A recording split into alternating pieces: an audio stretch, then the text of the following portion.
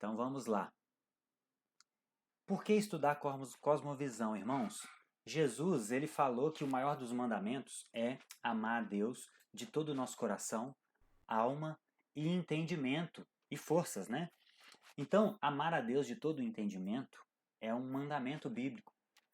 E como para a gente amar a Deus de todo o entendimento, nós precisamos entender como Deus pensa. E isso que é a cosmovisão, né?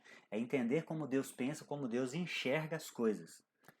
Cosmo tem a ver com mundo, né? E visão é o enxergar. Então, cosmovisão é o enxergar do mundo, é a visão de mundo. Então, se vocês puderem só fechar o microfone, por favor, e abrir só quando for perguntar, tá bom? Então, quando a gente entende melhor as cosmovisões que existem, as formas de enxergar o mundo, a gente consegue comunicar melhor o evangelho, a gente consegue fazer missões de forma mais efetiva. Então é muito importante a gente entender esse conceito de cosmovisão para a gente ser mais eficaz na comunicação do evangelho, né, que é a nossa principal missão aqui na Terra. E a gente também reconhecer as estratégias que tem por trás do mundo. Né? O mundo quer partir a realidade em dois blocos: o que é particular, o que é público, a parte dos valores, a parte dos fatos e a parte do irracional com o racional. E eles querem julgar a fé cristã tudo para esses outros ambientes: ó, o que é particular, o que são valores e o que é irracional. E aí nós vamos ver que, na verdade, a fé cristã ela pode ser exercida no ambiente público, ela também lida com a questão dos fatos e ela é totalmente racional, né? Não é algo irracional. Então vamos começar do início. O que é cosmovisão?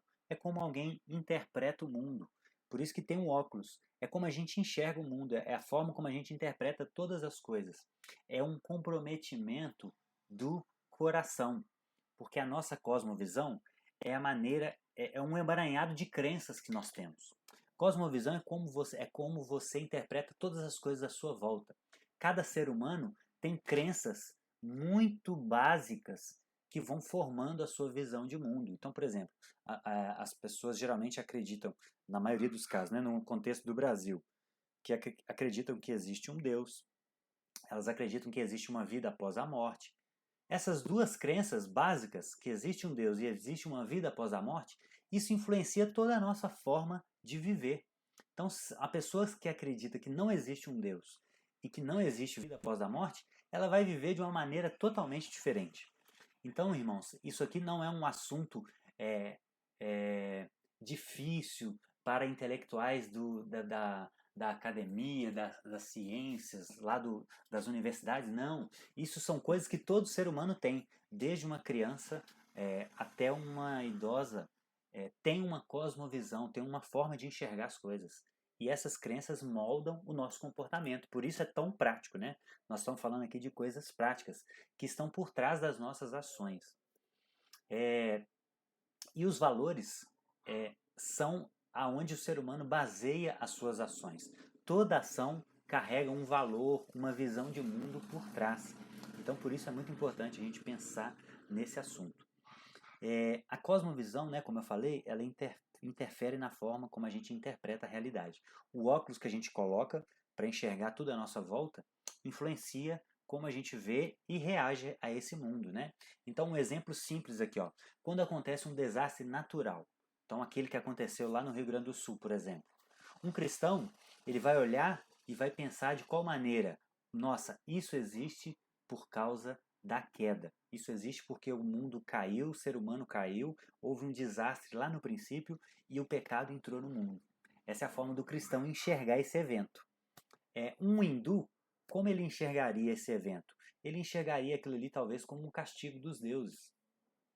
E um ateu enxergaria aquilo como obra do acaso. Não, teve uma mudança climática lá e aí precipitou muita chuva e aconteceu isso. Não teve nenhuma interferência de um ser sobrenatural.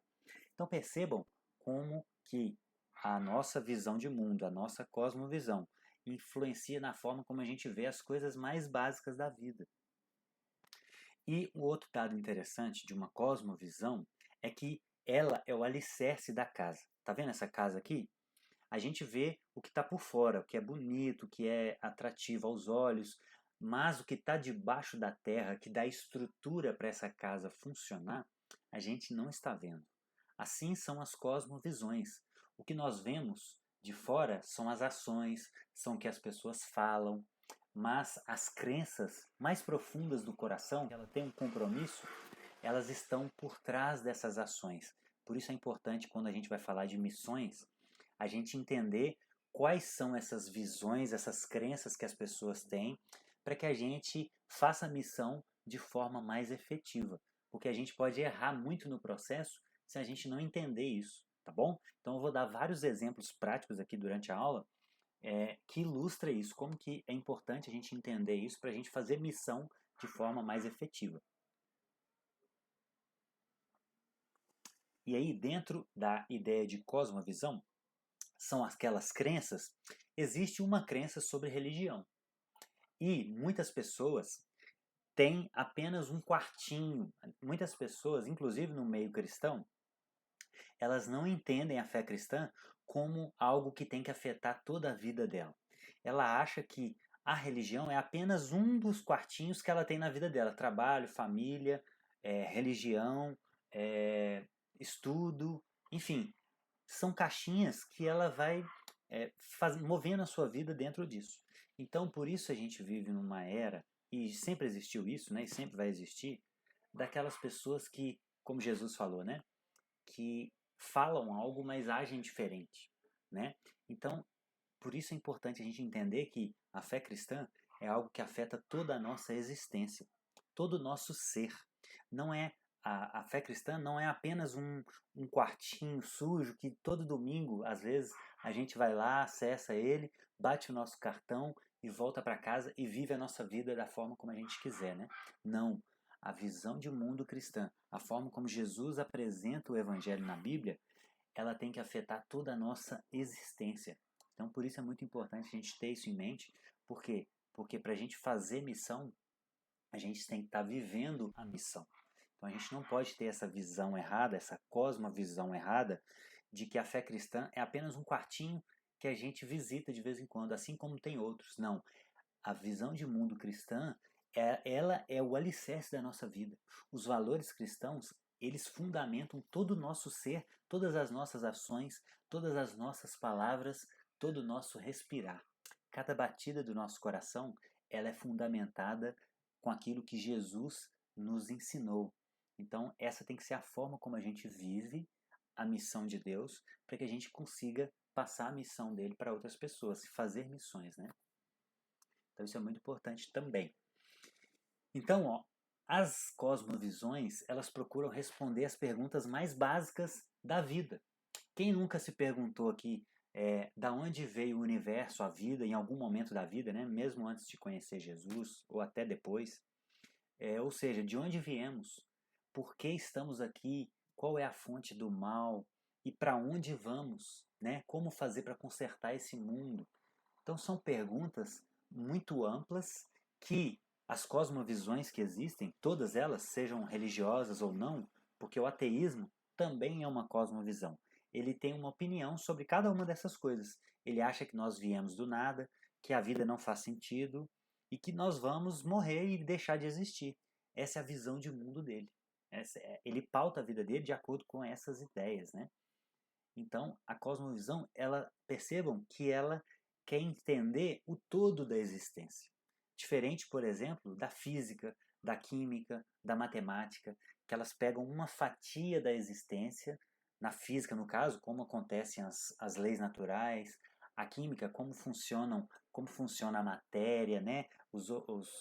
A, a matéria física, né? Como que ela funciona, ela é formada de quê, quais elementos existem. Então, essas matérias pegam um pedacinho da existência e tentam estudar. A cosmovisão, as religiões, por exemplo, elas querem enxergar o todo. Por isso elas são abrangentes, elas querem responder perguntas muito amplas e não pequenininhas de o porquê as coisas caem, né? Isso é uma pergunta bem restrita. As cosmovisões, elas querem enxergar o todo. E agora vamos afunilar um pouquinho mais. Tudo isso que eu falei são cosmovisões. Agora, qual é a cosmovisão cristã? Cosmovisão cristã é como nós cristãos enxergamos o mundo. Então esse óculos aí tem uma cruz, né? É exatamente por isso. É como se a gente pegasse o que Jesus ensinou e fosse um óculos que a gente colocasse no rosto e aí a partir daí a gente enxerga tudo à nossa volta com o óculos de Jesus, com as lentes de Jesus, com a forma como ele explicou que as coisas são, né? Tanto aqui na Terra como nas regiões celestiais, no mundo metafísico, né? No mundo sobrenatural, no mundo espiritual. Então a gente tem que interpretar o mundo como Deus interpreta o mundo. Essa é a nossa e deve ser a nossa cosmovisão cristã, né? E aí, gente, se a gente puder resumir a Bíblia em 4 palavras que são fundamentais para a gente entender qual é a cosmovisão cristã, poderia ser essas 4 palavras aí. Eu tenho até elas tatuadas no meu braço para eu não esquecer disso. Porque isso aqui é o resumo da cosmovisão cristã, né? Quando a gente for pensar em responder qualquer assunto, a gente tem que lembrar dessas 4 palavras: criação, queda, redenção e consumação. Então, se alguém nos perguntar assim, como o cristão deve agir na política, nós temos que ter essas palavras em mente para a gente entender como um cristão deve agir na política. Por exemplo, olha, eu sei que Deus criou o mundo de forma ordenada, perfeita, e aí os seres humanos foram se organizando em grupos sociais, porém veio a queda e estragou tudo, entrou o pecado no mundo, mas Deus está redimindo o cosmos desde lá de Gênesis 3,15, quando há a queda. Deus promete, ali é o que a gente chama na teologia de proto-evangelho, né? Gênesis 3,15 é quando Deus promete que viria o descendente de Eva, que veio depois de Maria, né, na época de Jesus, a mãe de Jesus, para pisar na cabeça da serpente. Então aqui é a primeira manifestação do evangelho na Bíblia, Gênesis 3,15. E quando Deus fala isso, ele já, a partir daquele momento, ele já estava trabalhando para redimir o cosmos. Desde a queda, desde lá do princípio, quando Adão cai, Deus já está trabalhando, como Jesus falou, né? Meu pai trabalha até agora, eu trabalho também.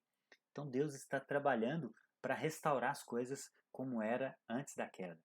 E um dia ele vai voltar para consumar essa redenção, né? Essa redenção começa com Jesus na cruz, começa com Deus, na verdade, com a promessa, mas Jesus ele efetua essa redenção de fato.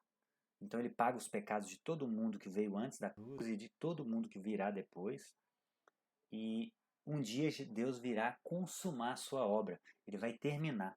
Jesus voltará e vai colocar os bodes e as ovelhas de um lado, vai julgar todas as pessoas, vai estabelecer o seu reino aqui nessa terra e nós vamos reinar com ele eternamente. Então o resumo da história é isso. É assim como nós enxergamos o mundo. Essa é a nossa cosmovisão. Vocês estão entendendo até aqui, gente? Me dá um ok, por favor. Sim. Sim. Ok? Maravilha. Então essa é a nossa cosmovisão cristã. Então, a partir disso, a gente começa a ter alguma opinião sobre qualquer assunto da vida. Como a gente vai agir na política? Bom, então, a função de um cristão na política é ajudar Deus na redenção dessa área da vida. Então, é fazer boas leis, é preocupar com os necessitados, é fiscalizar e evitar a corrupção. Por quê? Porque a nossa função é mostrar, trazer esses valores do alto, né? Nós somos embaixadores, não é isso que Paulo falou? Em 2 Coríntios 5:20 ou Romanos 5:20, nós somos embaixadores de Deus. Então, o embaixador, ele representa valores de um outro lugar em um outro lugar. Então, nós somos seres celestiais, nós somos criados por Deus e nós temos os valores de Deus impregnados em nós. E aí nós estamos aqui nessa terra e nós estamos aqui como embaixadores, representando os valores do alto e mostrando para esse mundo como será na consumação. Então a nossa função é essa, seja na política, seja na educação, seja na arte. A ideia de um artista cristão é exatamente trazer de volta a beleza para a terra, que é um princípio do reino de Deus. O advogado, ele traz a justiça para essa terra. Enfim, então cada um, os assistentes sociais, por exemplo, as mães, elas trazem o amor, né? Todos esses são valores do reino de Deus. Amor, justiça, verdade. Então, cada ser humano, dentro da sua vocação, nós vamos ter uma aula sobre isso, ele traz esses valores aqui para a Terra, ajudando Deus, cooperando com Ele, como Paulo fala, em 1 Coríntios 3,9, nós somos cooperadores de Deus. Então nós estamos cooperando com Ele na redenção de todas as coisas, né? Então essa é a nossa cosmovisão. Essas 4 palavras fundamentam toda a nossa interpretação de qualquer assunto, de qualquer área da existência humana, tá bom? Então isso é muito importante.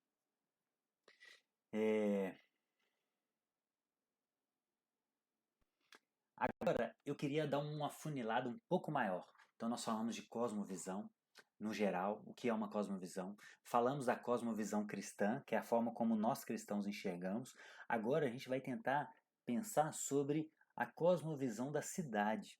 Por que isso é interessante? Não sei se os irmãos já tiveram contato com pessoas que dizem que, pelo fato das cidades terem surgido na história humana de uma forma não muito boa, por exemplo, Caim foi o fundador da primeira cidade, né? Ele tinha acabado de matar Abel, Deus expulsa ele, ele vai e funda uma cidade.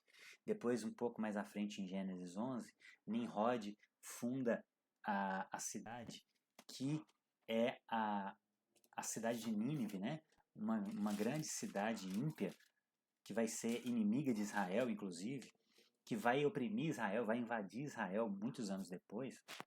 Então, o fato de a cidade ter sido criada pelos homens, principalmente esses 2 homens maus, muitos cristãos pensam que a cidade não é algo planejado por Deus, né? Que Deus criou um jardim e não uma cidade.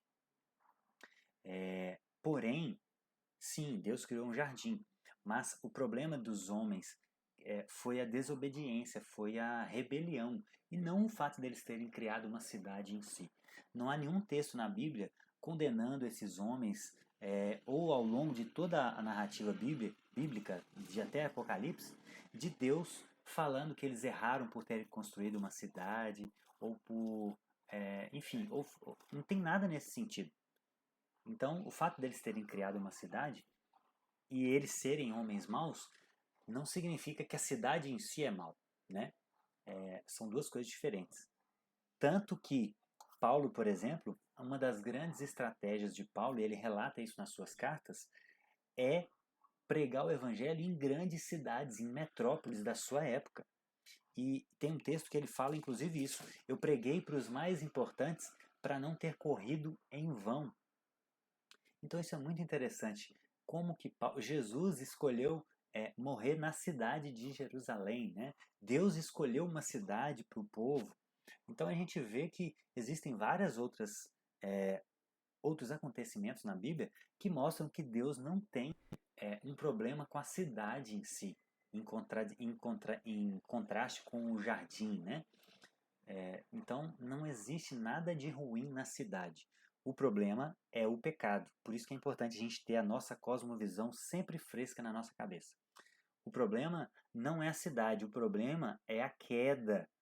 A queda afetou o ser humano que vive na cidade, e aí há maldade na cidade, óbvio. Assim como há maldade no campo também, né? Nos jardins, vamos colocar uma linguagem de Gênesis, existe maldade no campo também, existe pessoas que matam, que roubam. Isso não é uma característica só da cidade.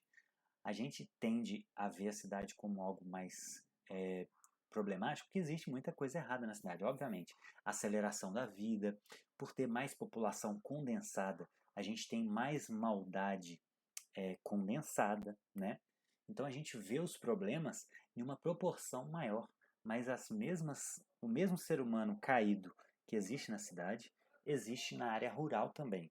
Às vezes existem problemas particulares de cada uma dessas esferas, porém os dois seres humanos, tanto o urbano quanto o rural, eles têm o pecado, eles carregam o pecado dentro deles. Então eles vão fazer as suas maldades independente de onde ele estiver, né?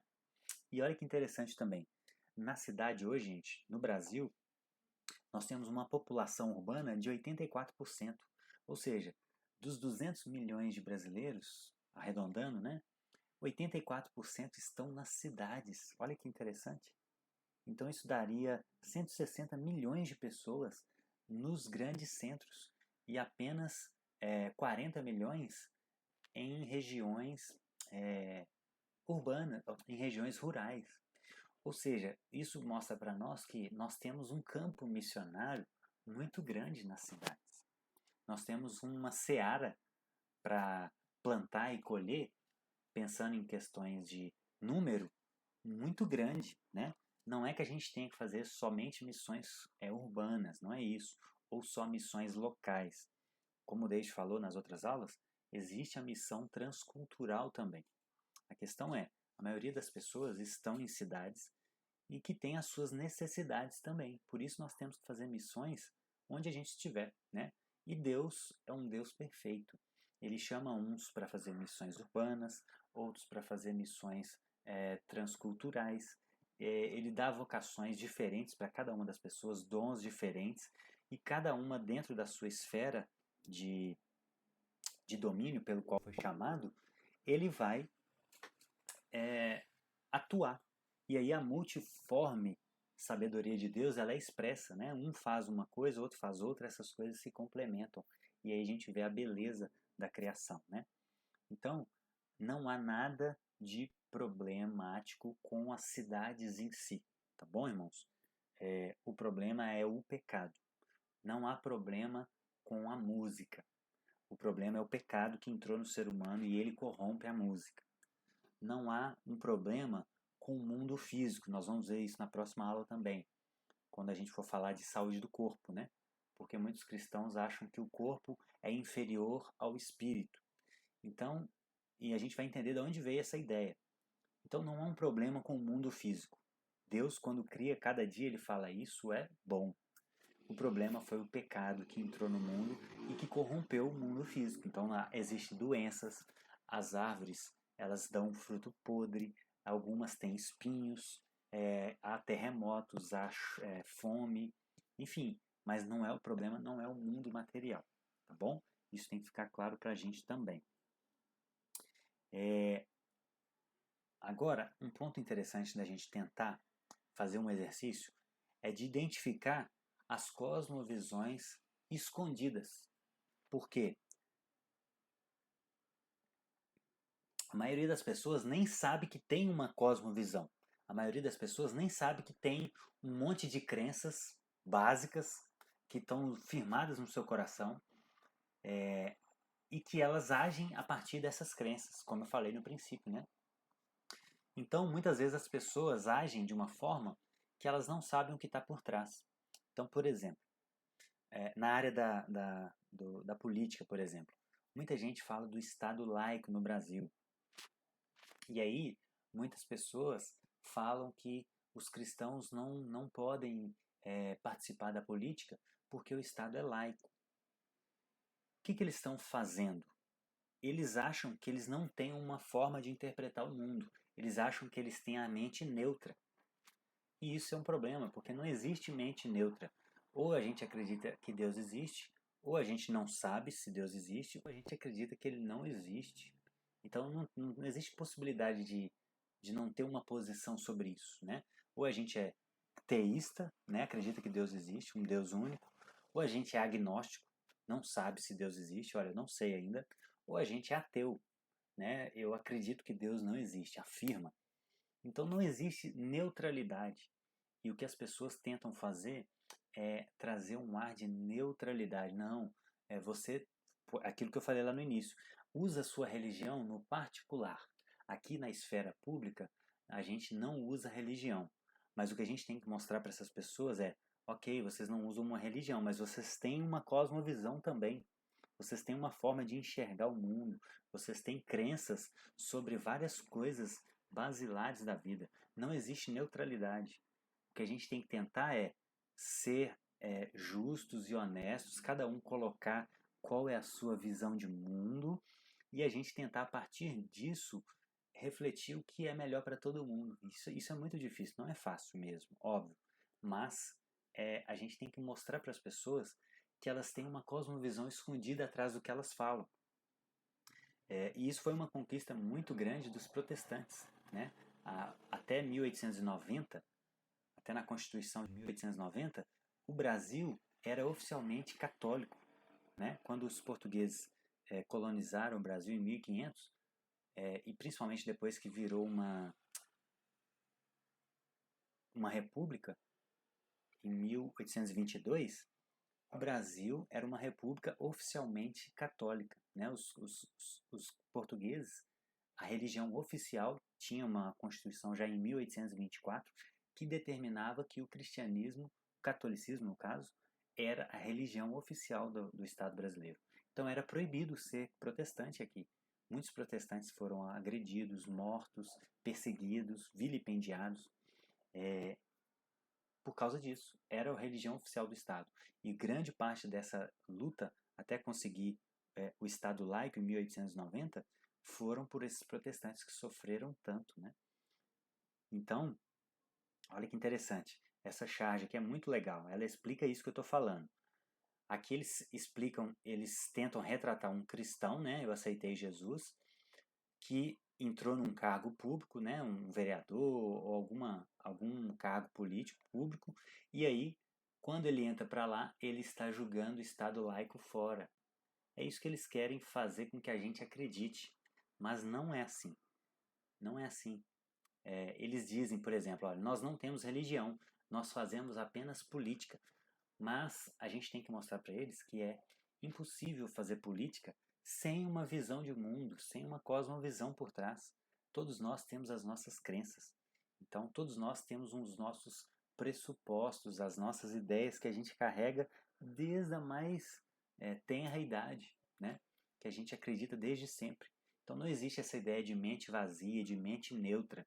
Isso surgiu lá no Iluminismo, no século XVII, XVIII, com um filósofo chamado René Descartes. Então, eles trazem essa ideia para tentar tirar a gente do cenário público.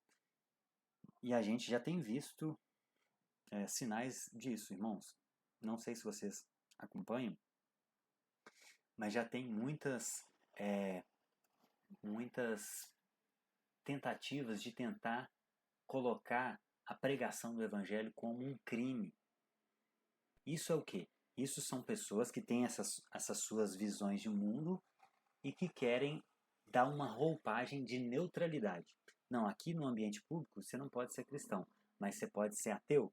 Ora, se o Estado é laico, ele é laico, o que significa isso? Ele não tem uma visão de mundo oficial. Ele não é cristão, ok, a gente concorda com isso, mas ele também não é ateu. Então todos podem opinar. Então eles querem trazer uma roupagem bonitinha para esconder a visão de mundo deles por trás, entendem? E é isso que a gente não pode deixar. Para fazer missão, a gente precisa ter isso claro, porque isso a gente vai enfrentar o tempo todo, principalmente no ambiente urbano, que é o que vocês estão se propondo, né? Vocês falaram que a cidade de vocês na última aula, acho que tem em torno de 60 mil habitantes, não é isso?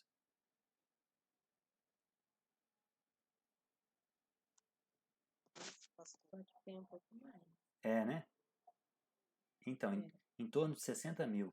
Ou seja, não é uma cidadezinha pequena, é uma cidade muito grande. Então, quando a gente tem muita gente junta, concentrada, nós vamos encontrar esses problemas o tempo todo para fazer missão. E aí eu vou tentar entrar nessa aula ainda sobre o espírito da nossa época. Quais são as visões de mundo mais comuns que a gente tem que estar alerta para a gente fazer missão de maneira mais efetiva. Um exemplo claro aqui, olha, de uma tentativa de camuflar as nossas cosmovisões, né? As cosmovisões deles. Esse aqui é o Jean Willis, não sei se vocês conhecem, é muito famoso, né? Ele é homossexual, ganhou o Big Brother, e ele é deputado hoje, ele tentou em 2013 fazer um projeto de lei que previa a mudança de sexo para crianças com autorização dos pais. Ou seja, e se os pais forem contra, o Estado, a criança ou o adolescente pode entrar com um pedido e o Estado aprovar, mesmo sem o consentimento dos pais. Olha isso. Ou seja, essa lei ela está recheada de uma cosmovisão por trás dela. Né? Ela trata de algo muito sério, que é o quê? mudança de um órgão genital, é a mudança no corpo, mudança no sexo de biológico. Isso é muito sério. E isso é influenciado muito pelo que ela acredita sobre o mundo. Provavelmente ele pode até acreditar que existe um Deus, né? Mas nesse contexto, o Deus que eles acreditam é um Deus muito diferente do Deus real. É um Deus que tudo permite, né? Mesmo os que acreditam em Deus. É um Deus falso, óbvio. É um ídolo que eles criaram. Mas é, eles têm essa crença. Eles acreditam que esse Deus não acha errado a homossexualidade. Todas essas crenças vão formando a cosmovisão deles. E isso faz com que eles façam isso. Tentem criar essa lei não passou, graças a Deus. Mas não é meramente uma questão política, entende? É uma questão de como a gente enxerga o mundo. Então, se ele fala assim, você não pode votar contra esse projeto porque você é cristão, o Estado é laico. Ora, ele também está trazendo a forma dele enxergar o mundo para projeto de lei dele. Então, a nossa forma de argumentar, por exemplo, que é o que a gente vai falar hoje, né, da necessidade da gente saber argumentar no mundo de hoje, é exatamente por isso. Porque não é só a gente falar assim, isso é errado porque Deus não gosta da homossexualidade. A gente não está pregando o evangelho para uma pessoa nesse ambiente, um cristão na política, por exemplo. Ele está ali é claro que ele é cristão, ele não vai deixar de ser cristão, mas a linguagem que ele vai usar ali é diferente. Assim como Paulo, lá em Atos 17, estava em Atenas e ele, antes de pregar o evangelho, ele afirmou a religiosidade dos atenienses, falou, olha, eu vejo que vocês são muito religiosos, isso é muito bom, porque vocês estão buscando a Deus, né? Ele vai usar a metáfora do tatear, vocês estão tateando, estão buscando a Deus, beleza, isso é muito bom.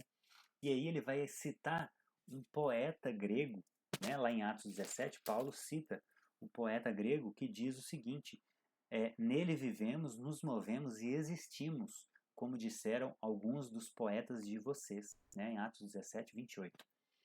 Então, o que Paulo está fazendo ali? Ele está sendo cristão, ele está atuando como um cristão, representando, né, um embaixador do reino de Deus, mas ele está usando uma linguagem que os atenienses iriam entender. Os atenienses eles são um dos grandes proponentes da filosofia, do conhecimento, da sabedoria. Então, Paulo ali, ele não trouxe só um versículo bíblico, ele trouxe um pensamento de um filósofo deles para fazer o que a gente chama nessa parte de missões, irmãos, de ponte cultural. Isso é muito importante. O que é uma ponte cultural? É você falar a linguagem que o outro entende. Então, se alguém vai fazer missões transculturais, isso é mais fácil de entender no contexto de missões transculturais. Se alguém vai para a Indonésia fazer missões, ele não vai chegar lá, começar a pregar em português. Ele vai primeiro aprender a língua, existe todo um processo, né? Vocês já devem saber, melhor do que eu, inclusive. Existe todo um processo de treinamento para aprender a língua, a cultura da localidade. Isso geralmente dura em torno de 2 anos, para a pessoa se aculturar, ou seja, para ela entender qual é a cosmovisão deles, como eles enxergam o mundo, como eles entendem a realidade, qual é a língua que eles transmitem essa realidade que eles enxergam, né? E só depois disso eles vão tentar comunicar o evangelho. Então Paulo aqui, ele é sensacional porque ele faz uma ponte cultural. Ele fala de algo que eles estavam familiarizados. Então é muito mais efetivo fazer missão dessa forma. A gente entender o que as pessoas pensam. Então, se a gente estivesse lá na Câmara discutindo com o Jean Willis, por exemplo, não adiantaria, irmãos, a gente trazer um versículo bíblico naquele momento, para esse contexto. A gente poderia falar alguma coisa e ter um versículo bíblico como âncora, sim, não tem problema. Né? Por exemplo, a gente poderia falar, eu acredito que a verdade é absoluta. Por quê? Porque a Bíblia fala que a verdade é absoluta, né? A verdade existe, ela é única. Mas isso também é um argumento filosófico. Então, num ambiente público, de missões, num ambiente público, o mais interessante é nós fazermos essa ponte cultural, é nós usarmos a linguagem que o outro vai entender que ele já está familiarizado. Então, por exemplo, o meu argumento contra essa lei, nesse ambiente, eu falaria o seguinte: olha, isso é algo muito sério. Uma criança fazer uma mudança no seu corpo é algo muito sério e que ela não. Muitos casos, já houveram muitos casos de jovens que, depois dos 18 anos, se arrependeram. Eu postei recentemente no meu Instagram o caso do Manuel. Depois vocês vão lá e dão uma olhada para vocês verem. Alguns posts abaixo assim, é um rapaz que com 15 anos começou a tomar hormônio, ele se enxergava como mulher e pôs prótese de silicone. Não sei se ele fez a cirurgia de mudança de sexo, eu acho que não. Mas ele estava num processo, talvez isso viria após. E ele já tinha um cabelo grande, já tinha os seios como de mulher e era homossexual. E aí se arrependeu, conheceu a Jesus. Aí lá nesse vídeo mostra toda a transformação deles, é maravilhoso. É um vídeo curto, de 1 minuto. Mas aí mostra ele tirando os seios, tirando a pigmentação que fez na sobrancelha. Então, assim, o meu argumento seria nesse sentido. Olha, isso é algo muito sério. Isso não é prudente fazer isso. Eu acho que a pessoa tem que ter mais de 18 anos para decidir por si próprio. Aí ele poderia contra-argumentar e falar assim, olha, não, mas você fala isso porque você é cristão, porque você acha que a homossexualidade é errado. E eu rebateria e falava o seguinte, olha, de fato eu acho que a homossexualidade é um problema, baseado na minha cosmovisão, mas não é isso que eu estou discutindo. Eu estou discutindo que a transformação do corpo é algo muito sério que não deve ser feito mesmo com consentimento dos pais. E o mesmo valeria para um casal hétero, por exemplo, que quer fazer alguma transformação desse mesmo nível no corpo da sua criança por alguma outra razão que não seja questão sexual. Fazer uma tatuagem ou alguma coisa nesse sentido, por exemplo, ou uma transformação no corpo muito grande, por mais que não tenha conotação sexual, por mais que não seja algo que fira a ética cristã, por exemplo, eu também seria contra. Mesmo sendo um casal hétero, mesmo sendo algo que não é de cunho sexual, porque isso pode trazer problemas para essa criança no futuro. Ela pode se arrepender, isso pode trazer sequelas e problemas psicológicos gravíssimos e irreversíveis. Então, percebam como a gente pode fazer missão num ambiente público usando a estratégia de Paulo, dessa ponte cultural. Por quê? Porque eu apelo para o bom senso, para o raciocínio, para a filosofia, e não para questões religiosas. É claro que tudo isso que eu falei tem uma ancoragem, tem um fundamento bíblico, inclusive. Mas, no ambiente público, a gente usa a linguagem que eles vão entender, né? Então, isso é muito interessante. E olha só que interessante também, como a gente vê as cosmovisões em tudo na vida. A gente vê por trás de uma lei, mas as cosmovisões, elas estão por trás de tudo. Tudo que acontece tem uma visão de mundo por trás. Pensa na diferença, por exemplo, da arte medieval, que era uma arte teocêntrica, né? Deus, Teo, no centro, e a arte moderna é uma arte antropocêntrica, né? Antropos é homem, homem no centro. Então perceba a diferença. Perceba o conteúdo da arte, por exemplo. Uma arte cristã que retrata momentos da Bíblia, Jesus, Maria com Jesus, né? E depois, olha a arte moderna. Retrata as questões do cotidiano, a natureza. Isso já mostra como a mentalidade foi se transformando, como a cosmovisão foi mudando.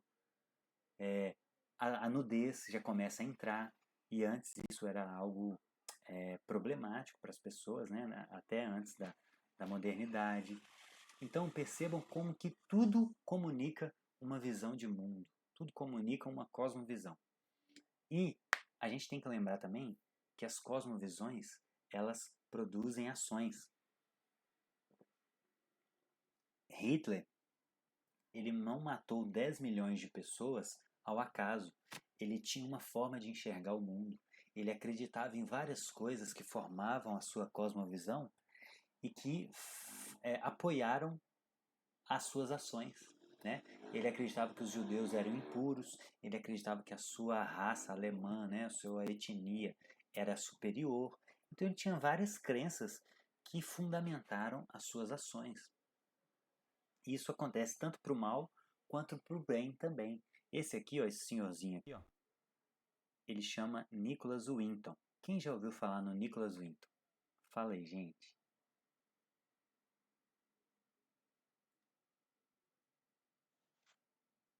Nunca ouvi falar. Nunca ouviu?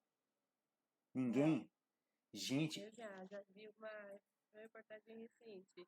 isso. Eu também, tá. Ele tem inclusive um filme já. Eu não sei se está na Netflix ou no Amazon Prime. O filme chama Uma Vida. É o retrato da vida do Nicholas Winton. O Nicholas Winton, gente, ele foi um homem que resgatava crianças na época do nazismo. Ele comprava as crianças. E aí, por que eu estou dando esse exemplo também, do lado positivo, né? Porque ele tinha uma cosmovisão que fundamentava as suas ações.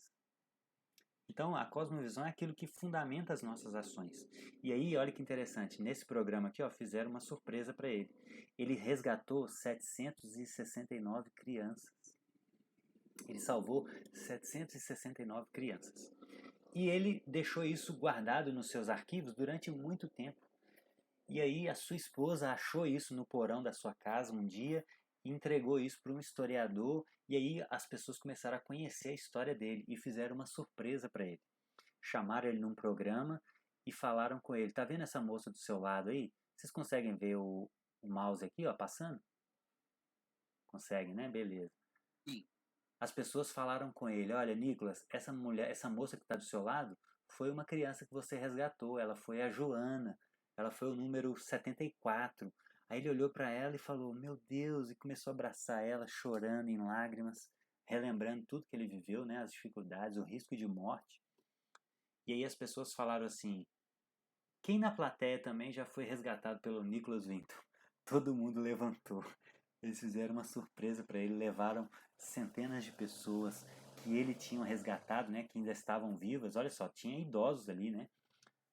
E foi um negócio assim maravilhoso. Então assistam esse filme, gente, é muito interessante para vocês entenderem como que a cosmovisão fundamentou, qual é a cosmovisão que estava na cabeça dele, qual é a forma de enxergar o mundo, como isso interferiu na sua vida, né? E aí um ponto interessante é a gente entender que existe um conflito de cosmovisões. O que é esse conflito? Quando a gente vai falar do evangelho para alguém, a gente vai conflitar com alguma crença daquela pessoa, inevitavelmente. Então, se você estiver conversando com um, um muçulmano, por exemplo, se ele falar assim, ah, Deus é bom, beleza, isso é algo que vocês dois concordam, Deus é bom, ok. Agora, o muçulmano uma hora vai falar assim, olha, Jesus não ressuscitou. E aí você vai falar, olha, não, eu acredito que Jesus ressuscitou. Isso são coisas que diferenciam o cristianismo do islamismo. Então, em algum momento vai haver um conflito. E aqui surge a necessidade da gente pensar na apologética. O que é apologética? É defesa, né? É defesa da fé, né? Quando a gente ouve falar assim, apologia às drogas, é defesa das drogas, né? Apologética significa defesa, é uma palavra grega para defesa. Então, quando a gente vê, por exemplo, a discussão de aborto na Câmara Municipal, aquilo ali é um conflito de cosmovisões. É um conflito do que as pessoas acreditam sobre a origem da vida, se a vida é sagrada ou não, se existe um Deus ou não. Então ali não é uma discussão política meramente, percebam que a vida toda está permeada pelo que a gente pensa. Então tudo influencia na nossa vida. Tudo influencia. Então qualquer coisa que a gente faça tem a nossa cosmovisão no fundo.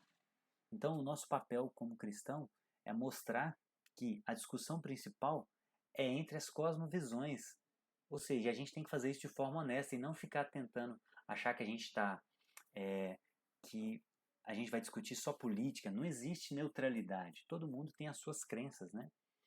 E é aí que eu quero entrar nessa questão, no espírito da nossa época. Para a gente fazer missões urbanas, isso aqui é fundamental, irmãos. Por quê? Porque a gente vive no século XXI e em cidades.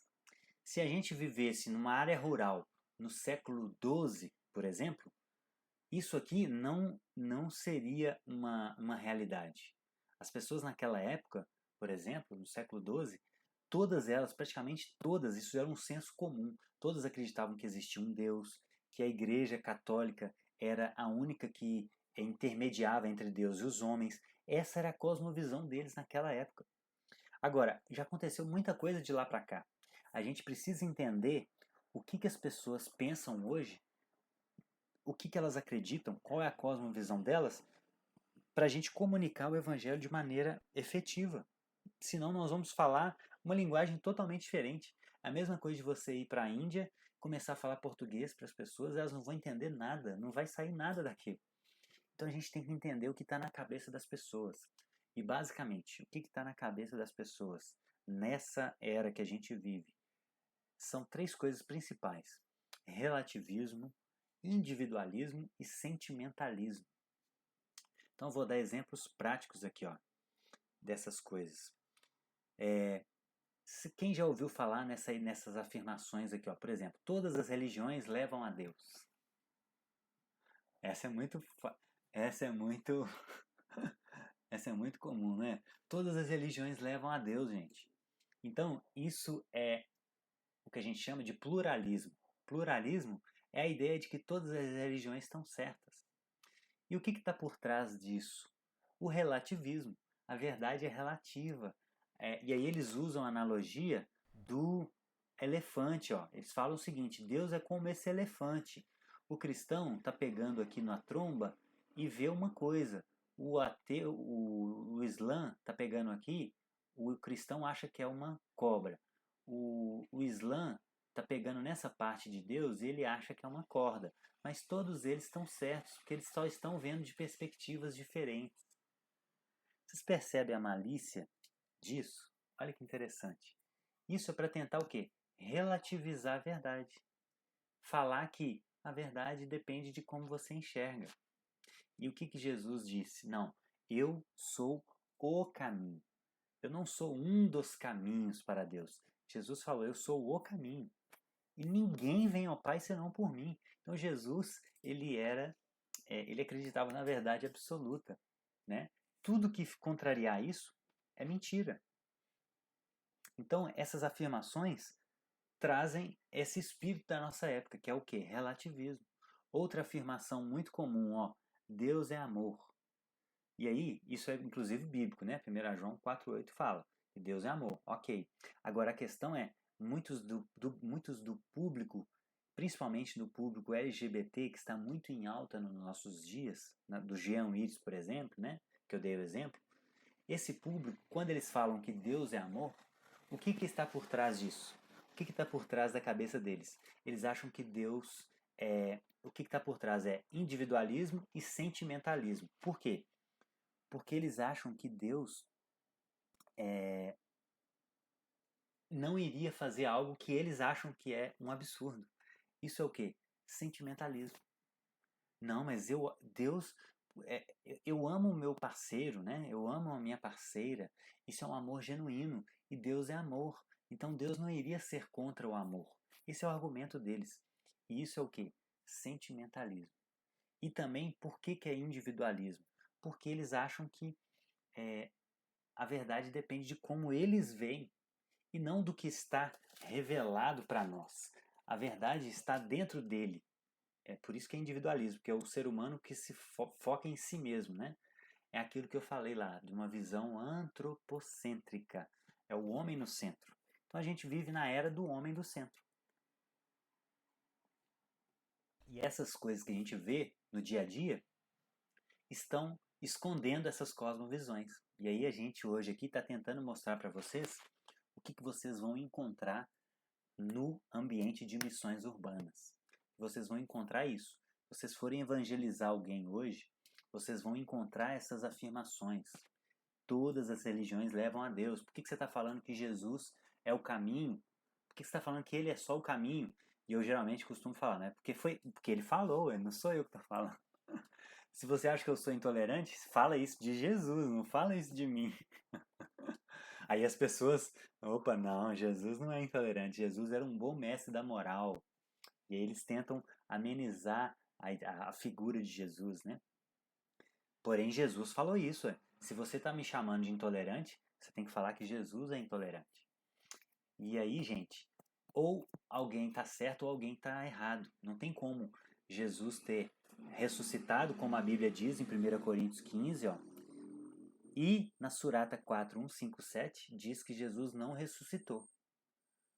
Ou seja, como eu falei, em algumas coisas a gente pode concordar, né? Deus é amor, beleza, o muçulmano e o cristão concordam com isso. Agora, em algum momento a gente vai fazer, as religiões fazem afirmações contraditórias e as coisas não podem ser verdade ao mesmo tempo e no mesmo sentido, né? Duas afirmações contrárias não podem ser verdade ao mesmo tempo e no mesmo sentido. Ou Jesus ressuscitou ou não ressuscitou. Isso é a lei que a gente chama na filosofia, ó, de lei da não contradição. Duas coisas não podem ser verdades ao mesmo tempo e no mesmo sentido. Então, isso é muito interessante a gente ter em mente para a gente não ser pego de surpresa quando a gente estiver fazendo missões. Outra coisa importante, nesse conflito de cosmovisões, nós somos observados. E o mais interessante é, muitas vezes as pessoas estão mais preocupadas com a forma como a gente vai reagir do que com o que a gente vai falar. Então, o que eu estou falando aqui, meus irmãos, não é que a gente tem que ser filósofo, não é que todo mundo tem que ser filósofo, apologeta, saber de todos os argumentos da existência de Deus. Não é isso. O principal é a gente entender que a forma como a gente se porta com amor, isso é mais importante do que o que a gente fala. A gente pode até falar assim, olha, eu não sei te responder sobre isso, mas se você tiver uma atitude de amor com a pessoa, ela vai se sentir amada e vai falar, nossa, eu vi algo diferente nessa pessoa. Talvez alguém poderia dar um argumento muito bonito, mas demonstrar um desdém, demonstrar algo que ela não se sinta amada. Então isso é muito problemático. O amor é a defesa da fé mais maravilhosa que tem, né? É o argumento mais irrefutável que tem. O amor é o argumento mais irrefutável. Então a gente tem que tomar cuidado, porque quando a gente prega o evangelho, a gente está mexendo nas cosmovisões, na estrutura da vida da pessoa, naquilo que ela sempre acreditou às vezes. E aquilo ali traz uma carga emocional muito grande. Eu lembro quando eu comecei a evangelizar a minha mãe, graças a Deus, se batizou em 2018, mas a minha mãe eu achei que ia ser até mais difícil, porque ela tinha mais tempo de catolicismo romano, são mais ideias enraizadas há mais tempo. Então, mas o Espírito Santo atuou, né? Mas a minha irmã eu tenho visto mais resistência, por quê? Porque ela recebeu isso da mãe e da minha avó, ela recebeu essas crenças da minha mãe e da minha avó, e ela tem um apego muito grande com a minha avó, então isso mexe com as emoções dela. Então a gente precisa entender que quando a gente fala do evangelho para uma pessoa, quando a gente está fazendo missão, a gente está mexendo na estrutura de vida. Então a gente simplesmente não pode tirar aquilo e deixar, sem deixar uma esperança para a vida dela.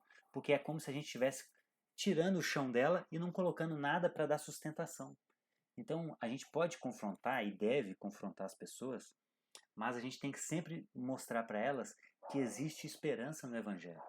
Porque se você tira toda essa estrutura de vida dela, que ela acredita há muito tempo, e não coloca nada no lugar, a tendência dela é rejeitar. Entende? Então isso é muito legal. Então a gente tem que fazer isso com mansidão, porque é isso que Jesus fala, né? Aprendei de mim, porque eu sou manso e humilde de coração. E é isso que Pedro vai falar também lá na sua carta, na primeira carta aos Coríntios, primeira carta de Pedro, capítulo 3, verso 15. Pedro fala o seguinte, olha, estejam sempre preparados para responder todo aquele que pedir a esperança que há em vocês.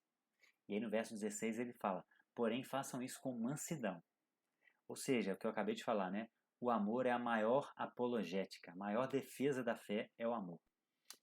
E Pedro, quando ele fala estejam preparados para responder, a palavra responder no original é apologia, que é defesa da fé, um discurso ordenado. Então isso é algo bíblico, meus irmãos.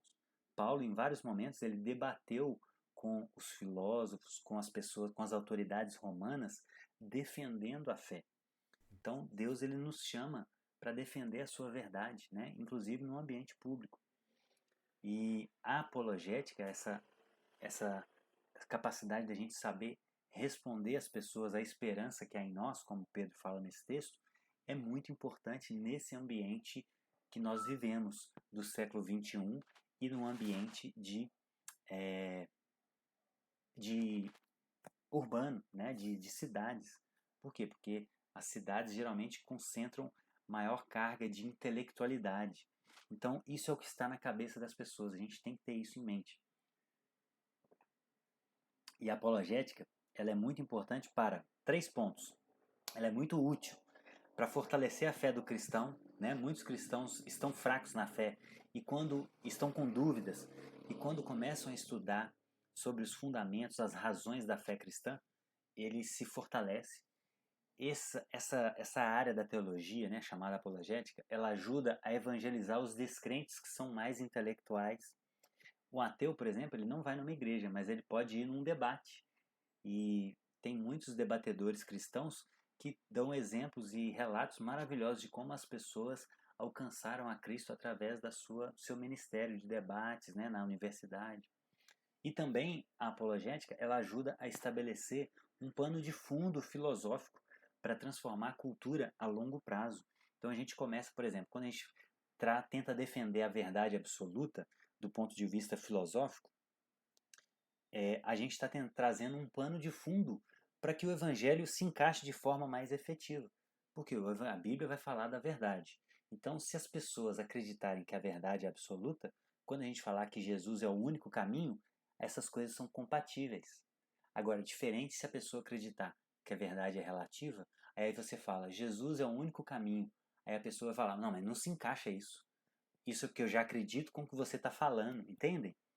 Então, isso é muito interessante para que isso crie menos barreiras intelectuais para as pessoas, né? Trazer as verdades universais, né? As verdades filosóficas, isso traz um pano de fundo para que o evangelho seja pregado com mais facilidade, né? Isso traz um pano de fundo. E é muito importante também pensar nesse assunto com os nossos filhos. Muitos pais não ouvem os filhos, não ouvem as dúvidas dos filhos, e isso vai trazendo dificuldades no diálogo e mais para frente isso pode ser um problema, sabe por quê? Olha que interessante esses dados. Nos Estados Unidos, 66% dos jovens que eram cristãos e entram para a universidade abandonam a fé. Olha isso, gente, isso é muito sério. 66% dos jovens, ou seja, 2 a cada 3 jovens, abandonam a fé quando vai para a universidade. Por quê? Porque os pais de hoje não estão entendendo tudo isso que a gente está tentando construir aqui. A visão das pessoas mudou.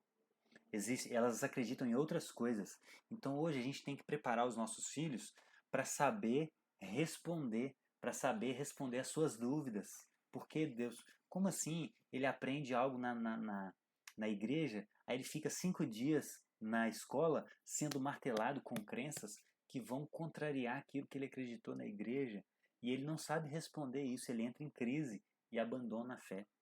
Então tem um autor, um dos maiores debatedores da apologética hoje em dia, que é o William Lane Craig. Ele fala o seguinte, olha, num dos livros dele, as pessoas hoje, os pais hoje, eles deveriam, quando vai saber que vai ter um filho, ele tem que montar o bercinho com uma mão e estudar apologética com a outra. Por quê? Porque ele precisa preparar os seus filhos para entrar nesses ambientes secularizados, esses ambientes que a fé já não faz mais sentido. Então eles têm que estar preparados para que eles não se desviem da fé, né? Então a gente precisa ajudar os nossos filhos a amar a Deus de todo o entendimento. Não só de todo o coração, mas de todo o entendimento também. Então isso que eu já falei, ó, que a evangelização é um conflito de cosmovisões. Então a gente tem que ter isso em mente para a gente responder de forma mansa e saber que a gente está lidando com emoções muito profundas na vida das pessoas. E aí eu quis trazer um exemplo só para vocês entenderem como que o conflito existe. Isso aqui é o caso de uma amiga minha que eu estudei na escola com ela, no ensino médio, e ela fez um post criticando o cristianismo. Aí eu comentei com uma crítica. E aí depois ela pôs um outro post falando do Chico Xavier e eu também fiz uma crítica, sempre de forma muito educada, criticando o assunto, não a pessoa dela, enfim, como manda o figurino, né? Como a Bíblia nos ensina. Olha a resposta dela, gente. Preocupe com o que você acredita e me deixe com minha fé. Você é ridículo. Olha a agressividade. Se tornou uma pessoa tosca que não sabe respeitar as diferenças e as crenças das pessoas. Tenho dó de você.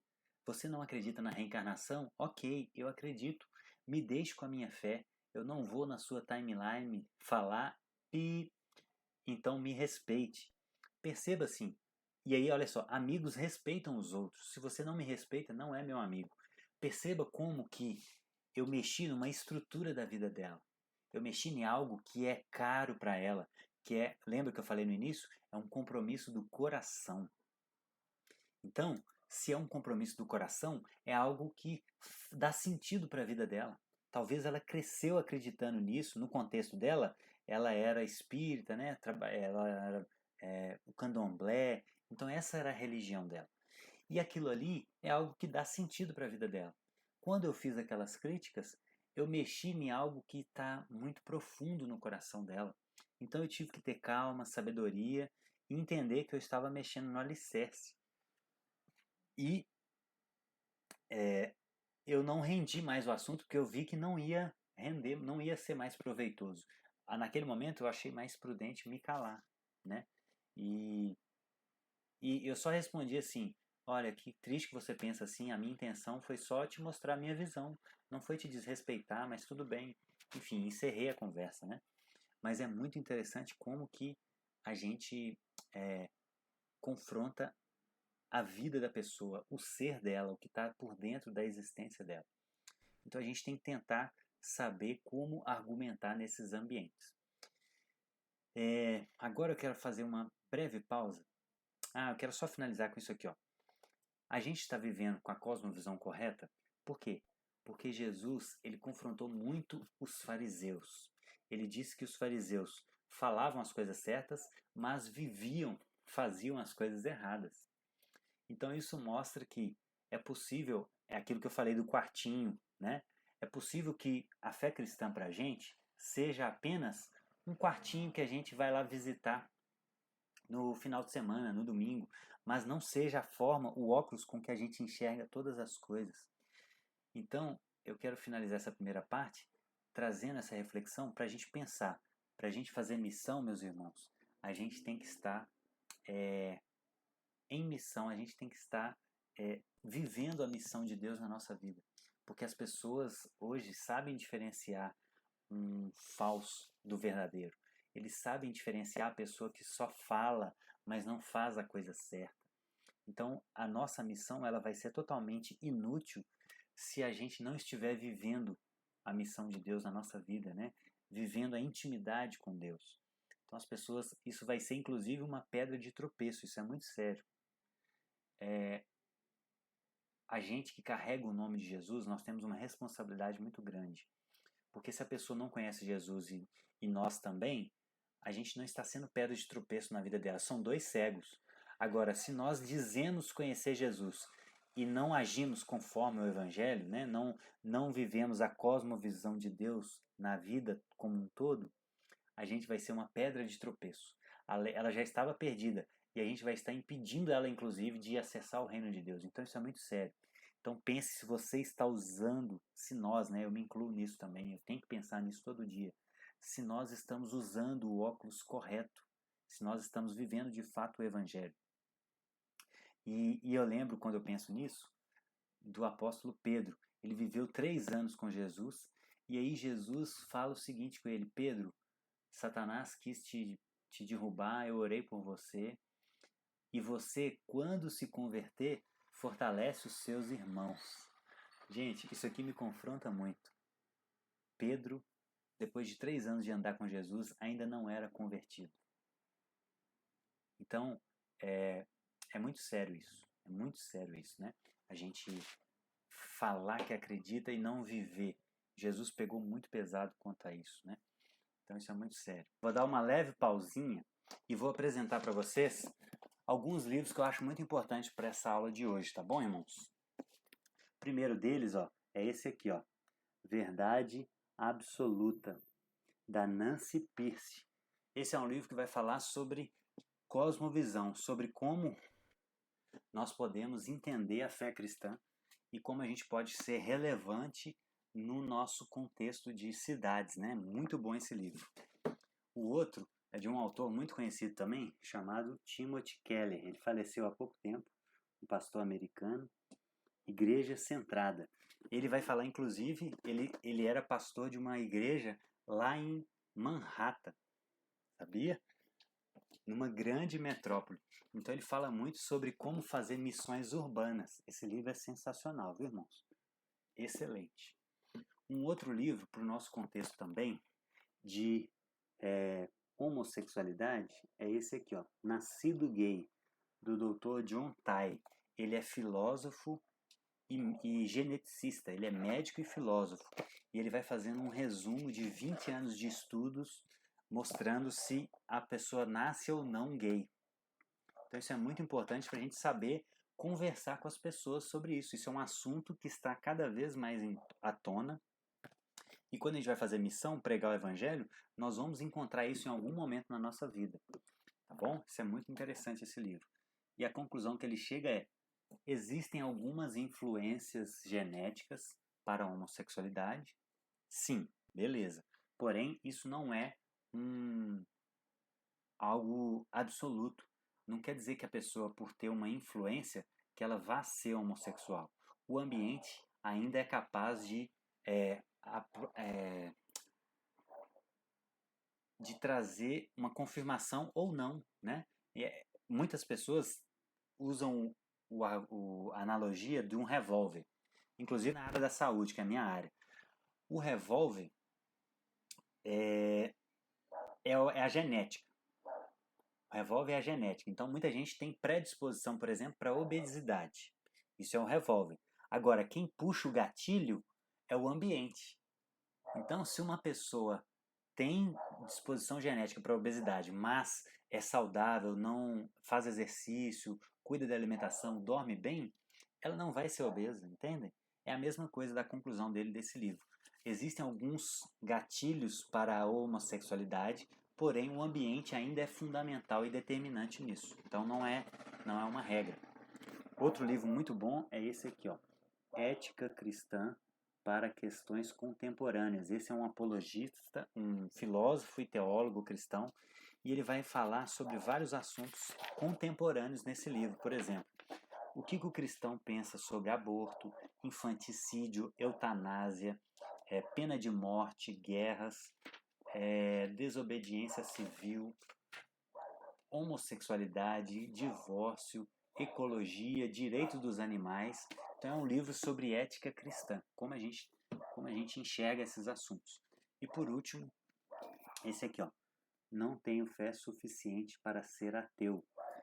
Se alguém quiser se aprofundar na apologética e começar a ler um livro só, é esse aqui, ó. Ele vai falar sobre vários assuntos, sobre o argumento da existência de Deus, do início do universo, o argumento da organização da vida, sobre o argumento moral, né, que existe uma verdade moral.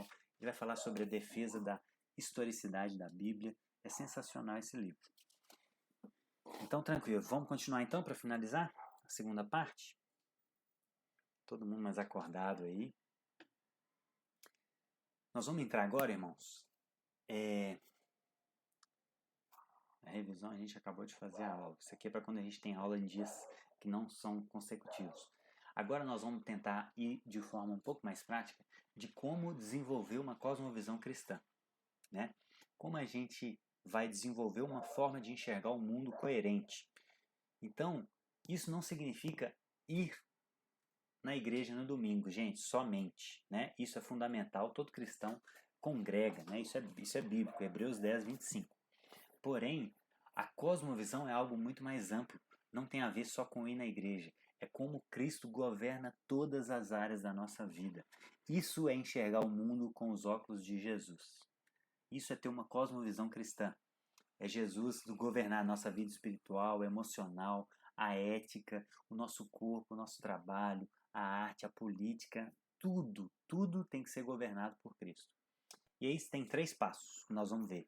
Primeiro é entender a cosmovisão errada. O segundo é entender a cosmovisão certa. E por último, cumprir os mandatos criacionais na esfera correta. Então o que significa isso? Vamos lá. Como a gente vai entender a cosmovisão errada? Por exemplo, naqueles exemplos que eu dei, daquelas afirmações que a gente ouve quando a gente está evangelizando alguém, a gente tem que entender que o que está por trás dessa afirmação, todas as religiões levam a Deus, é o quê? É o relativismo. Então, se você entende que o problema é o relativismo, você combate esse problema. Então, imagina se você está conversando com um muçulmano, evangelizando um muçulmano, por exemplo. E aí você fala com ele que Jesus ressuscitou. E ele vai falar, não, na Surata 4157 diz que Jesus não ressuscitou. Que ele teve uma morte aparente e crucificaram outra pessoa no lugar dele. O muçulmano, ele vai pensar muito mais próximo que a gente. Talvez ele até acredite que existe uma verdade absoluta. Talvez uma pessoa que é hindu, por exemplo, ou uma pessoa que enfim, ela pode ter qualquer religião. Se ela falar que a verdade é relativa, que todas as religiões levam a Deus, você pode mostrar para ela o seguinte, olha, isso é impossível. Por quê? Porque cada religião faz afirmações que muitas vezes são contraditórias. Então você entendeu a raiz do problema, que é o relativismo, e você combate isso. E aí você fala, olha, ou alguma coisa é verdade ou não é, não tem como ser e não ser ao mesmo tempo. A pessoa concorda com isso. Na vida dela, se você falar com ela assim, você concorda que você, vamos supor, você vai ver uma pessoa que ela é homem. Ou você é homem ou você é mulher. Ou você mora nessa casa ou não mora. Então existem vários exemplos que você pode dar que ela vai concordar assim, não, eu concordo, se eu moro aqui eu não moro lá, né? Eu não estou em 2 lugares ao mesmo tempo. Então ela vai entender isso. Então é muito interessante a gente entender o que está por trás da cosmovisão errada, entender o problema. O problema muitas vezes é relativismo, ou às vezes é sentimentalismo, é uma questão sentimental, né? Como aquela afirmação dita por um homossexual que Deus é amor, que Deus não vai rejeitá-lo. E você tem que tentar mostrar para ele, falar o seguinte, olha, isso é o que você sente, só que a verdade, ela está para além dos nossos sentimentos. E eu entendo você. As verdades de Jesus, elas muitas vezes são incômodas. A gente tem que ser honesto, gente. De fato, a verdade do Evangelho é muito incômoda para a gente. A questão é que nós temos que ter a disposição de nos submeter. O sentimento ele não pode ter primazia sobre a verdade. A verdade é mais importante. Então, se você... É muito comum isso quando as pessoas recebem uma notícia ruim. Quem já presenciou alguém recebendo uma notícia de a morte de um ente querido ou de uma doença, um câncer? Qual que é a primeira reação das pessoas, irmãos? É negar. Não é isso? Não, não, isso não está acontecendo. Não, eu não tenho essa doença. Ou isso não aconteceu com essa pessoa. Por quê? Porque aquilo é incômodo, mexeu com os sentimentos dela. Mas a verdade é a verdade. Ela sendo agradável ou não. Então a gente tem que arrumar uma forma amorosa de dizer isso para as pessoas. De dizer o seguinte, olha, eu entendo que Deus é amor, mas não no sentido que você está falando. Deus é amor e é exatamente por nos amar é que Ele quer o nosso bem. Então você tem que negar as suas inclinações homoafetivas, assim como eu tenho que negar as minhas. Nós não somos diferentes. A gente tem que mostrar que a gente está no mesmo nível que ela.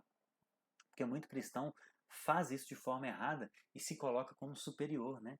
Então, se eu converso com um homossexual, por exemplo, eu tenho um amigo que é homossexual, eu já converso muito com ele, eu falo para ele o seguinte, olha, da mesma forma que você tem que negar suas inclinações de desejar outro homem, eu tenho que negar minhas inclinações de desejar outra mulher.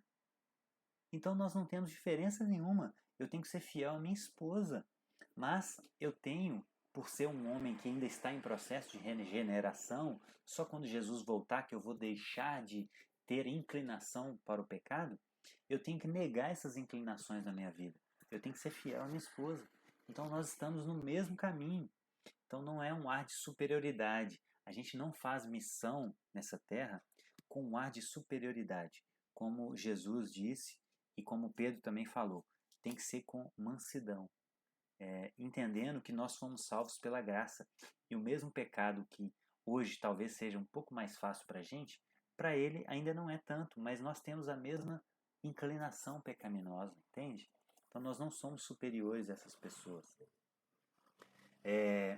E é muito comum as pessoas dizerem, quando são perguntadas sobre o que você trabalha, muitas pessoas respondem assim, olha, meu trabalho secular é, por exemplo, ser técnico em informática, mas na obra de Deus eu trabalho como professor de escola bíblica e faço evangelismo aos domingos.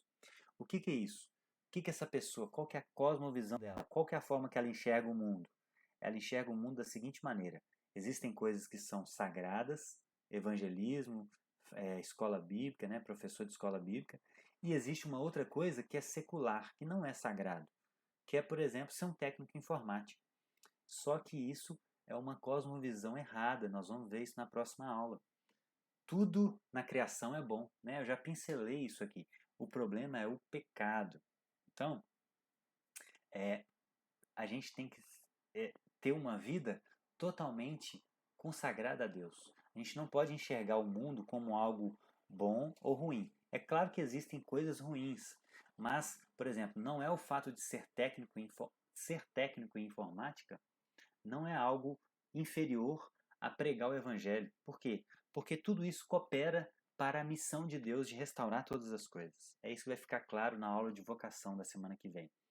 O pastor está falando de Jesus para uma pessoa, mas alguém que mexe com a informática está ajudando essa pessoa a ter um computador bom para ela trabalhar e ajudar outras pessoas, entendem? Tudo isso coopera para a missão de Deus de restaurar todas as coisas, né? Jesus, Colossenses 1:19, Jesus está restaurando todas as coisas no céu e na terra, reconciliando em si mesmo todas as coisas. Então tudo isso coopera para a formação do reino, o estabelecimento do reino de Deus, a redenção. Lembra? Criação, queda, redenção. Deus está redimindo todas as coisas. Então a gente tem que entender missões de uma forma mais ampla. Missão não é somente pregar o evangelho. Missão é cooperar com Deus em todas as áreas. Isso é muito interessante.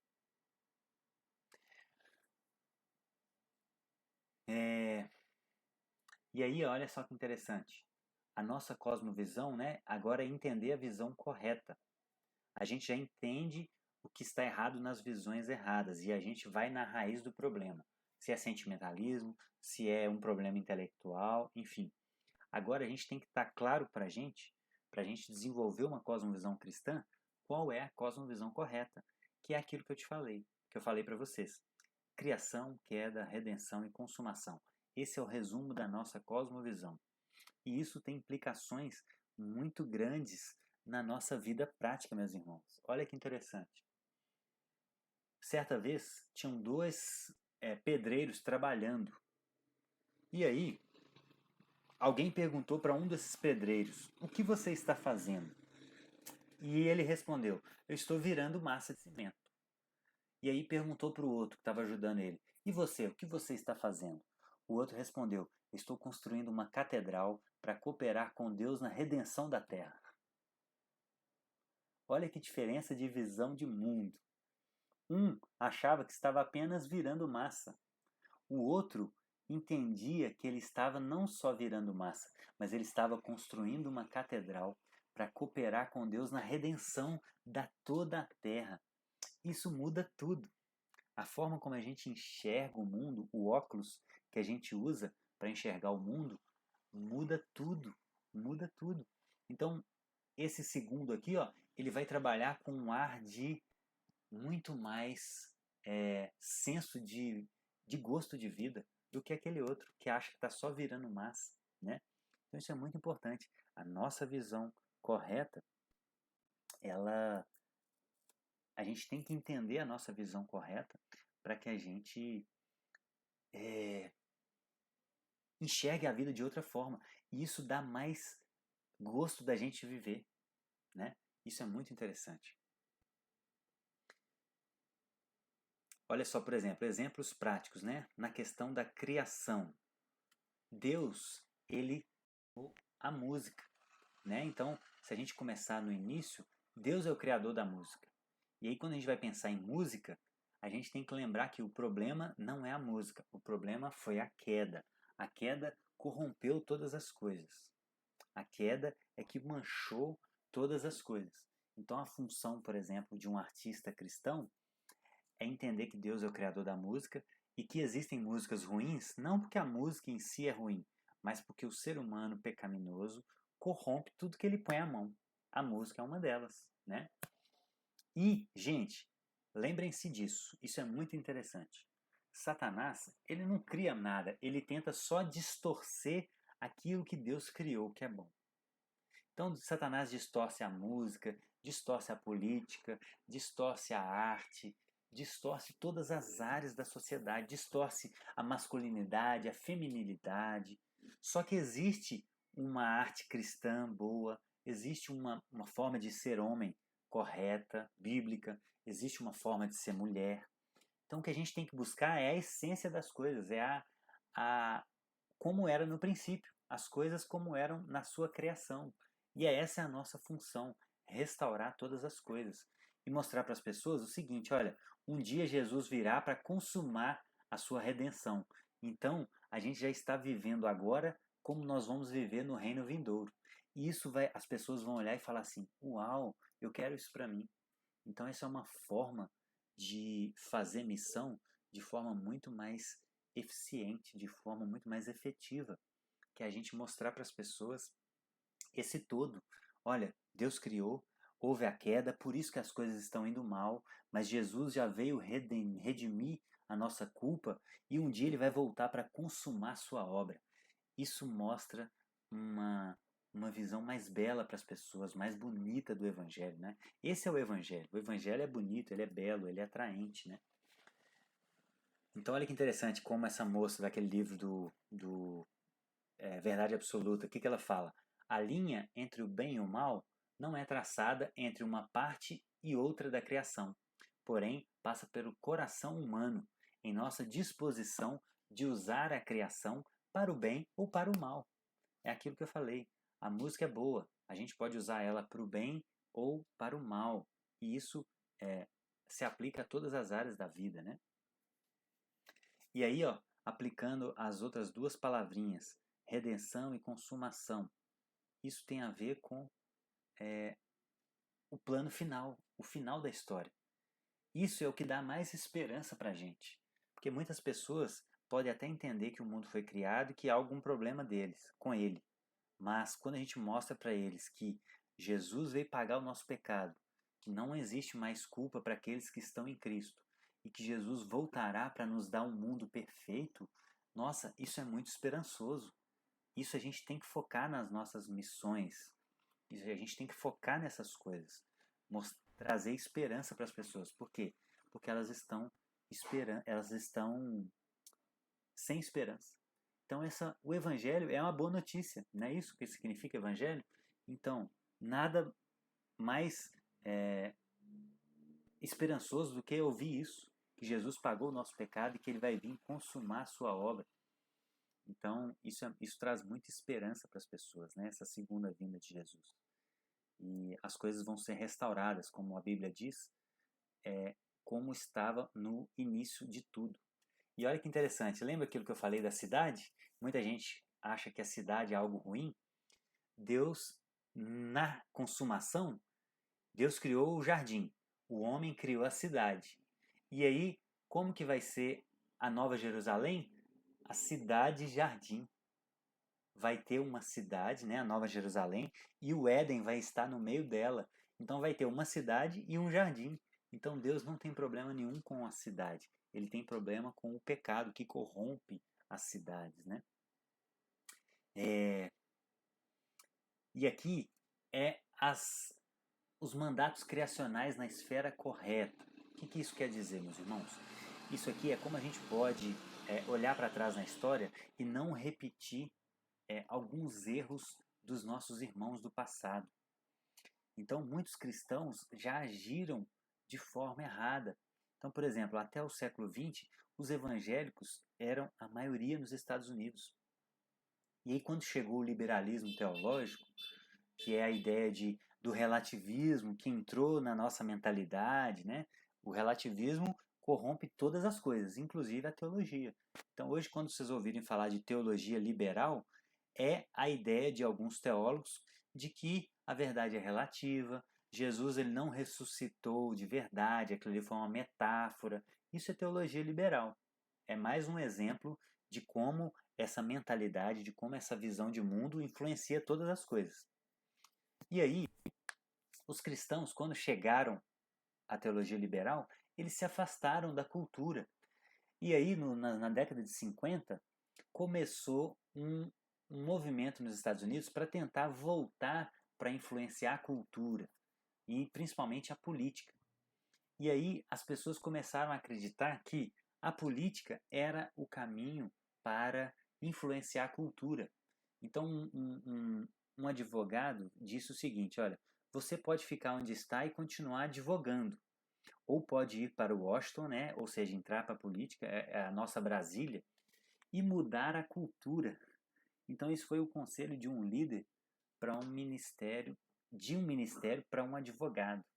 Então a pessoa falou para ele o seguinte, olha, você pode continuar advogando, mas se você quiser mudar a cultura, você tem que ser político. Olha que mentalidade problemática, porque a pessoa acha que a gente muda a cultura fazendo política. Só que é o inverso. Os políticos, eles são ruins porque eles chegam lá com uma visão ruim da vida, com uma cosmovisão errada, com um caráter errado. Então, se a gente quiser influenciar nossa cultura, se a gente quiser fazer boa cultura, cooperar com Deus para trazer os valores de Deus para essa terra, a gente tem que simplesmente ir do pessoal para o público e não o contrário. Então, se a gente quiser melhorar a política, é o que a gente tem falado lá na nossa igreja. Crie bons filhos e se eles forem vocacionados para a política, envia eles para a política. Então essa é a forma de influenciar a cultura de forma certa. E não criar a pessoa, de criar um filho de qualquer jeito e depois ele está cheio de vícios morais, vícios intelectuais e mandar ele para a política. Ele vai ser um mau político. Então começa do indivíduo, né, receber a Cristo, e aí a gente cuida da família, né, que é a base, depois a gente cuida da igreja, depois da cidade. Então existe uma ordem.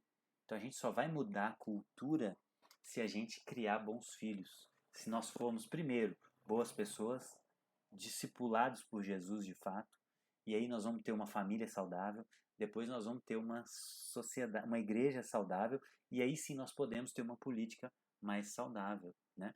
Então essa é a ordem. Não é de fora para dentro, é do micro para o macro, e não do macro para o micro. Então se a gente quiser mudar a nossa cultura, a gente tem que fazer esse caminho. E essa foto aqui, ó, ilustra isso. Esse aqui é de um livro muito bom chamado Vocação. Eu vou tentar trazer para vocês também, para vocês verem. O processo do avanço do reino de Deus, o processo de missão, para fazer missão, a gente tem que seguir essa ordem. Primeiro, fazer a missão no nosso coração. Se render a Cristo de verdade. Estar disposto a obedecer a Deus, mesmo isso contrariando os nossos sentimentos, as nossas vontades, ou seja, é o que o Evangelho nos propõe, morrer para nós mesmos, né? Então começa do indivíduo, isso vai afetar a nossa família, os nossos filhos vão ser a probabilidade, né? Claro que não é regra. Você pode ser santo e ter um filho que se desvie do caminho, né? Isso acontece. Isso aconteceu na história de muitos homens de Deus, né? Mas a probabilidade aumenta de você ter bons filhos, uma boa esposa, um bom marido. E aí, a gente tendo uma família saudável, a gente consegue ter uma igreja saudável, mais saudável. Se a gente tiver uma igreja mais saudável, nós vamos ter uma nação mais saudável, um Brasil mais saudável. Se nós tivermos um Brasil mais saudável, a gente pode tentar influenciar para ter um mundo mais saudável. Então, essa é a ordem, meus irmãos, a ordem lógica. Não dá para fazer o contrário. Não dá para tentar mudar o mundo daqui, ó, da política. Porque se as pessoas são ruins, corrompidas, elas vão chegar aqui na política corrompidas. Não tem jeito. E é isso que a gente tem tentado fazer missão aqui na nossa igreja, né? Missão urbana. Nós temos tentado cuidar das pessoas, fazer com que elas tenham primeiro um encontro com Jesus. Se encontrou com Jesus, a gente inicia um processo de discipulado para ela descobrir quem ela é, para o que ela foi criada. Depois disso, depois que ela entende, a gente envia ela para a esfera de atuação dela, para ela ser luz naquele lugar. Né? Antes da família, depois o trabalho. Então a gente tem um irmão na nossa igreja que ele está se candidatando a vereador esse ano. E ele é um fruto desse processo de missão. Nós cuidamos da vida dele, ele já era cristão, discipulamos ele, ele descobriu quem ele era, fez a de direito, fez teologia, se tornou diácono na nossa igreja e agora está galgando um cargo público. Então ele fez o dever de casa, ele foi de dentro para fora. Ele está tentando agora influenciar na área pública, mas antes teve 6 anos de treinamento, né, de missões. Então é isso que a gente tem tentado fazer aqui também. E queria fechar com essa frase. O problema do Charles Malik, o problema não é só ganhar almas, mas salvar mentes. Se você ganhar o mundo inteiro e perder a mente do mundo, logo descobrirá que não ganhou o mundo. Isso é muito legal. Por quê? Porque tem a ver com esse assunto que a gente está falando hoje, de mentalidade. Se a gente ganha a alma da pessoa, mas não muda a forma dela enxergar o mundo, acontece o que a gente vê muito hoje em dia. A pessoa fala da boca para fora que é cristã, mas a mentalidade dela é caída. Ela não mudou o óculos. Ela usa o óculos do mundo. Ela não mudou o óculos de Jesus. Ela não pôs o óculos de Jesus para enxergar o mundo através dele. E as ações dela não vão condizer com aquilo que ela fala que acredita. Então isso é muito sério. Se nós queremos fazer missões, nós temos que fazer a viagem para dentro primeiro, fazer a missão no nosso coração, se dispor a ser discipulado por Jesus. E aí, depois que a gente for discipulado por Jesus, a gente consegue fazer missão na nossa família. Depois que a gente consegue fazer missão na nossa família, a gente consegue fazer missão na nossa igreja. Depois que a gente consegue fazer missão na nossa igreja, aí sim a gente pode pensar na nossa sociedade. Então essa é a ordem missional que a gente tem na escritura, né? Do indivíduo para o macro. Então, eu queria finalizar com uma oração. Tá bom, meus irmãos? Amém? Se alguém quiser orar também, fique à vontade, tá bom? Senhor, muito obrigado. Muito obrigado por estar em missão há milênios, por estar buscando resgatar a humanidade, redimir todo o cosmos, Pai, reconciliar céus e terras. Obrigado por estar em missão, Senhor.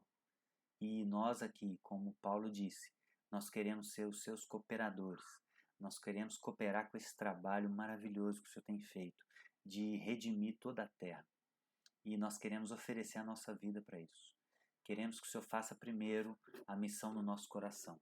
Nos ajude a te amar de todo o entendimento, de toda a alma, de todo o nosso, das nossas forças. Por favor, Senhor, nos ajude a amar o Senhor de todas as nossas forças e entendimento. depois nos ajude a cuidar da nossa família, fazer a nossa missão dentro da nossa casa, do nosso lar e colocar a nossa família aos teus pés. E aí sim nós vamos poder ajudar a nossa igreja de forma mais sensata, mais sadia. E depois disso a gente vai conseguir alcançar a nossa sociedade, Pai. Então te agradecemos por nos dar tanta clareza, por nos ensinar e nos exortar nessa noite, que a gente tem que começar a missão no nosso coração. E isso vai expandindo para as outras áreas da nossa vida. E aí sim, depois disso nós vamos conseguir fazer missões de forma genuína e de forma coerente e mais assertiva em um mundo tão caótico, tão recheado de visões erradas, de relativismo, de sentimentalismo, de individualismo. Por favor, Senhor, nos capacite. Capacite os meus irmãos a saber falar a linguagem dessa geração.